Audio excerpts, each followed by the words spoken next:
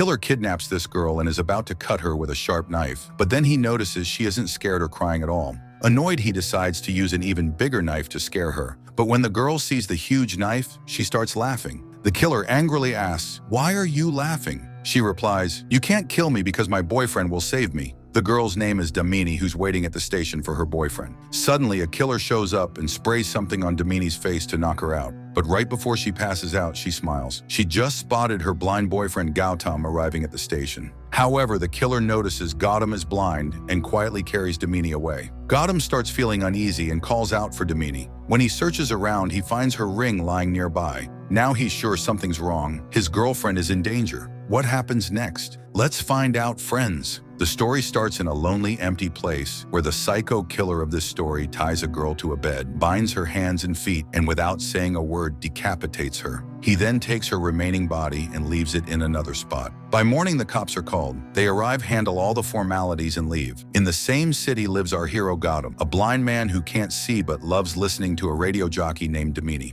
He's obsessed with her show and tunes in regularly. Over time, Gautam falls in love with her, though it's completely one-sided. He knows Damini's daily routines, where she goes, what she does, and when, so he secretly follows her with help from his friend Rajanayakam. One day, while tailing Damini, Gautam ends up at a wedding. He tries to impress her by singing a song and even proposes to her on the spot. At first, Damini turns him down, but after he begs her repeatedly, she gives him a challenge. She says, "Fine, tomorrow I'll be going to a specific place. If you figure out where it is and show up there, I'll accept your proposal. That'll prove your love is real." She also tells him to listen closely to her radio show the next day for a hint. The following day, Gautam sits glued to the radio, hanging on Damini's every word. Meanwhile, Damini waits for him at a railway station at night, fully expecting him to show up. But after waiting for hours, Gautam doesn't arrive. Instead, the psycho killer appears. He sprays something on Damini's face, knocking her unconscious. Just before passing out, though, she spots Gautam arriving and smiles faintly. Gautam, drawn by the scent of her perfume, calls out her name and slowly moves toward the bench where she's lying. However, the clever psycho killer, using his twisted mind, calmly picks up Damini and carries her past Gautam on his shoulder. While this scene might sound intense just hearing about it, experiencing it is 1,000 times more bone-chilling. Gautam senses something isn't right, so he calls the cops and reports that Damini has been kidnapped by the same psycho killer. Meanwhile, the killer takes Damini to a secluded spot and is about to cut off her limbs when he notices her face. Instead of fear, she's smiling. Confused, he asks why she isn't scared. Damini replies that her birthday is exactly 7 days away, and if she doesn't return by then, Gautam will hunt the killer down no matter what. Intrigued by her confidence, the killer spares her life and accepts her challenge. Later, he goes out, hires a sex worker, knocks her unconscious, and brings her back. He ties her up, severs her head, and leaves her body in Damini's place. He then tells Damini that when Gautam arrives searching for her, he'll cut off Gautam's head and hand it to her, and vice versa. The next day, the killer dumps the sex worker's body in public. Cops quickly arrive, and Officer Muthu informs the commissioner that Damini's father confirmed the body isn't hers. Gautam shows up too and realizes from the smell alone that it's not Damini. He immediately visits a psychiatrist named Dr. Sushila, insisting Damini is still alive. Dr. Sushila explains this is unusual. The killer never spares his victims. She encourages Gautam, saying cops have chased the killer for a year and failed, but maybe he can succeed.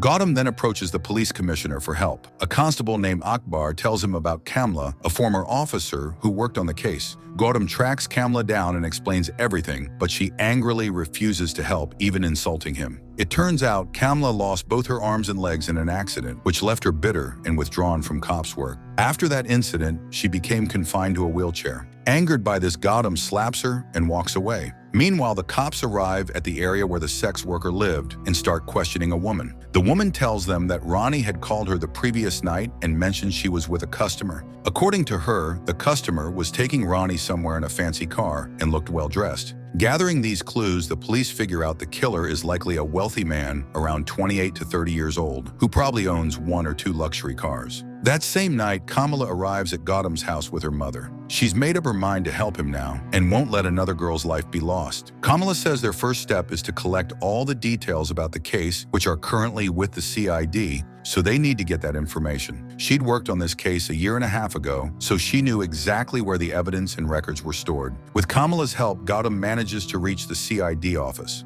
Just as he's about to open the cabinet, someone grabs him from behind. Around the same time, Muthu enters the office to retrieve his house keys. He feels suspicious but finds no one there. After Muthu leaves, we learn it was Constable Akbar who had hidden Gautam. Akbar helps Gautam by giving him photocopies of all the detailed case files. Back home, when Kamala studies the documents, she discovers a total of 14 girls have gone missing so far. 4 of them were sex workers, while the others were all successful in their respective fields. Every girl was kidnapped in broad daylight from public roads. Gautam, along with the cops team, visits the victims' families to ask about the kidnappings. All the families say their daughters disappeared while returning home. Hearing this, Gautam visits every location where the girls were last seen, trying to piece together what happened. Gautam notices one thing common at all the crime scenes: a trash can. This makes him and Kamala realize that when the girls were heading back home, they must have seen something near the trash can, which made them stop their cars and get out. When they ask kids playing nearby, one child mentions seeing a girl named Rupa holding a puppy. Gautam and Kamala guess the killer first buys a cute puppy, leaves it near the trash can, and when a girl stops to check on it, he pretends the puppy is his. He asks her to hand it over, and as she approaches, he knocks her out and kidnaps her. The next day, the killer tries the same trick on another girl, but it fails because Kamala and Gautam had tweeted a warning telling everyone to stay away from stray puppies. People listened, so the girl didn't fall into his trap. Furious about the tweet, the killer hires a hacker to delete it and then murders the hacker afterward. That same night, he kidnaps the girl who escaped earlier. This time, he kills her, cuts her body in half, and leaves the lower half outside Gautam's house with a note saying, "Advance happy birthday." Gautam notices a strange smell from the body and asks Rajanayakam to bring a white and a black pig. He tells Kamala the same smell was on the body of the sex worker killed earlier. They start checking pig farms, but none have a young owner matching the killer's description. Meanwhile, Muthu, who'd been spying on Gautam, finds out about the pig farm searches. He visits one farm which happens to belong to the killer himself. Panicking when he sees Muthu, the killer injects him with a sedative and locks him in a room where he carried out his crimes. Later, Damini finds Muthu unconscious and tries to wake him, urging him to escape. But Muthu says, "I can't do it." Before long, the psycho killer returns and murders Muthu too. When Gautam and his team checked all the pig farms too, they still found no evidence. But Kamala was sure the killer was hiding at one of these farms. Seeing no results, poor Gautam felt miserable and decided to stay home alone that night. A little later, the psycho killer's car showed up.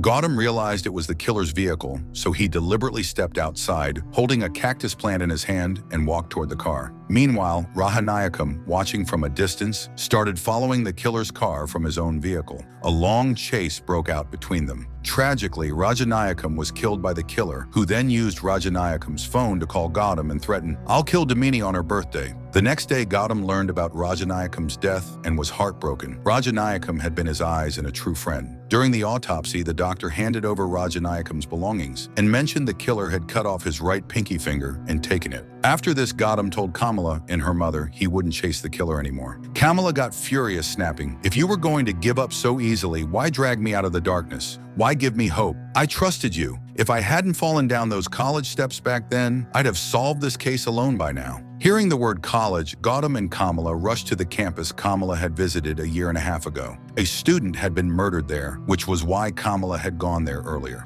Checking the CCTV footage, they spotted a suspicious man hiding his face. Kamala and Gautam met the principal immediately and asked, "Who's this person sitting next to you in the video?" The principal replied, "I don't know who he was, but I can say he was left-handed. He took popcorn with his left hand during the event, and his right hand stayed in his pocket the whole time." This detail suddenly clicked in Gautam's brain, and he rushed to re-examine Rajanayakam's belongings. This makes it clear to him that the killer is missing a little finger on his right hand. Turns out this was the clue Gautam's friend had left for him. When the killer had come to Gautam's house earlier, Gautam had secretly measured the tire tracks of his car. Using this information, he and Kamala start asking around at different car manufacturing companies. Eventually, their efforts pay off. Someone from a car company tells them there's a man named Angulimal who matches their description. He owns a hotel and a pig farm. After tracking down the killer's location, Kamala and Gautam head straight to the pig farm. But when they arrive, they learn Angulimal isn't there. Seizing the opportunity, Gautam starts searching through his office. During the search, he finds a map and shows it to Kamala. The scene shifts back to Damini, who's trapped in a dark room. Here she meets another woman who's been locked up for years.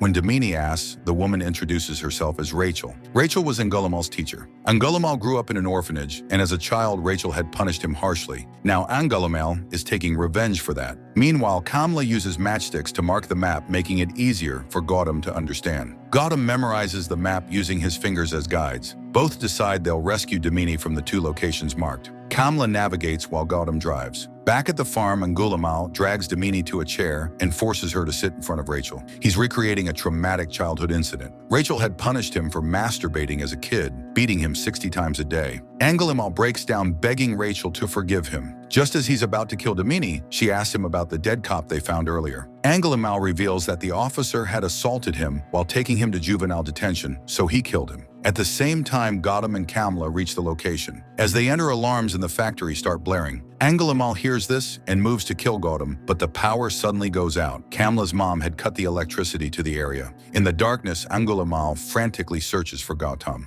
Angulimala calls out to Gautam, admitting defeat. "I lost and you won. Either I kill you or you kill me." As soon as Gautam steps forward, Angulimala stabs him in the stomach, injuring him badly. Gautam retaliates by shocking Angulimala with an electric jolt, knocking him unconscious. While he's passed out, Gautam ties Angulimala's hands with chains. Later, Gautam finds Damini and frees her hands and legs. As the two try to escape, Angulimala starts screaming, "Teacher, please don't leave me alone. I don't want to be by myself." Hearing this, Damini throws a key toward him, but when Angulimala tries to grab it, his teacher Rachel snatches the key and swallows it. Enraged, Angulimala rips open her stomach to retrieve the key and free himself. By the time he escapes, Damini, Gautam, and Kamla have already fled. The next day, the cops make Damini sit in front of the press. When questioned, she says, "I didn't see a psycho killer in that man. Instead, I saw a lonely child abandoned by everyone whose loneliness was exploited. If I'd been his mother or sister, maybe he'd have gotten enough love to never become a killer." Her words are filled with sympathy. Angulimala watches this interview and realizes someone finally understood him. Someone saw him with kindness.